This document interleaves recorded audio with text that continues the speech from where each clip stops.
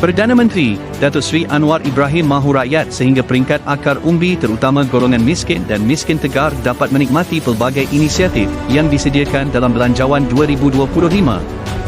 Beliau berkata, antara inisiatif penting belanjawan itu ialah sumbangan tunai rahmah, STR, dan sumbangan asas rahmah, SARA, yang dinaikkan kepada 13 bilion ringgit dalam Belanjawan 2025 berbanding 10 bilion ringgit sebelum ini.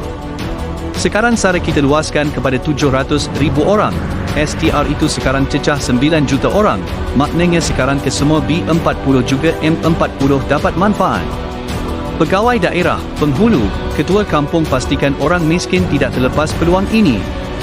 Saya sudah pesan tidak mahu ada tercicir. Maknanya, Kerajaan Persekutuan jamin setiap keluarga, pendapatan campur semua kemudahan diberi Kerajaan Persekutuan tidak kurang RM1,000 sebulan mesti masuk akaun dia. Tidak banyak negara buat, seperti Malaysia Madani laksanakan. Setiap rakyat tidak ditinggalkan, kata beliau berucap merasmikan program Madani Rakyat 2024 Sayangi Sabah di Likas, di sini pada Sabtu.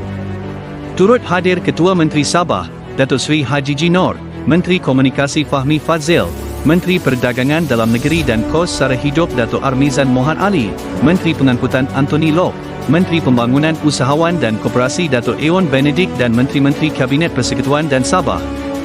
Semalam, Anwar yang juga Menteri Keuangan membentangkan Belanjawan 2025 berjumlah 421 bilion ringgit di Dewan Rakyat yang memberikan penekanan lebih kepada usaha merancakan ekonomi, menguasai aspek inovasi selain memastikan penagihan kekayaan lebih adil dan saksama. Perdana Menteri berkata, tiada gunanya membicarakan hak negeri atau kaum sekiranya masih ada rakyat pada peringkat akar umbi berstatus miskin, miskin tegar ataupun berpendapatan rendah. Justru mereka harus dibantu untuk keluar daripada belenggu itu. Mengapa harus kita gaduh soal kuasa negeri, hak kaum? Semua kaum kita peduli. Kalau ada Melayu, Melanau, Dayak, Cina atau India termasuk dalam kategori dianggap miskin tegar atau miskin atau pendapatan tidak tinggi, maka STR masuk akaun dia minimum RM1,100. Ini belum dikira bantuan kerajaan negeri, zakat, NGO badan bukan kerajaan, yayasan. Kita bimbang kalau ada yang tercicir. Ini tanggungjawab kita pastikan tiada yang tercicir daripada menikmati apa yang kerajaan usahakan ini, katanya. Beliau berkata, tidak ada gunanya juga pembangunan dan kemajuan dinikmati negara sekiranya rakyat di bawah tidak diberikan pembelaan sepatutnya. Oleh itu Kerajaan Madani mahu setiap rakyat diberikan perhatian secara langsung dan usaha ini memerlukan sokongan rakyat itu sendiri. Anwar berkata dalam usaha membantu rakyat, kerajaan berdepan beberapa cabaran besar antaranya kebocoran dan ketirisan bantuan yang merampas hak rakyat untuk menikmati pelbagai inisiatif dilaksanakan kerajaan itu. Subsidi petrol misalnya, Perdana Menteri berkata kerajaan berusaha melakukan penyasaran semula subsidi itu bagi memastikan rakyat benar-benar memerlukan dapat dibantu secara optimum dan ia tidak jatuh ke tangan golongan yang mengambil kesempatan.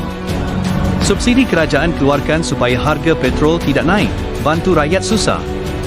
Tetapi, sekarang ini subsidi petrol masuk warga asing yang tidak ada kad pengenalan pun kita bantu.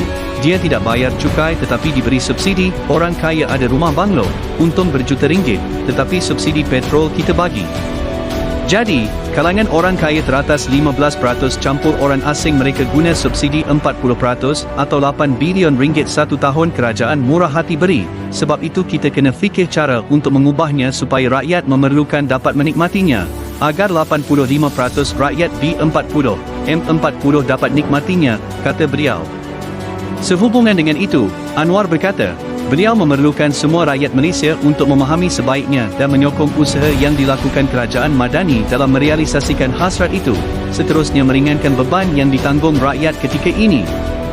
Sementara itu, Perdana Menteri mahu rakyat menggunakan sebaiknya peruntukan keseluruhan berjumlah 1 bilion ringgit bagi program Sejahtera Komuniti Madani Sejati Madani dalam Belanjawan 2025 bagi mengubah kehidupan dalam komuniti mereka dengan melaksanakan program bermanfaat.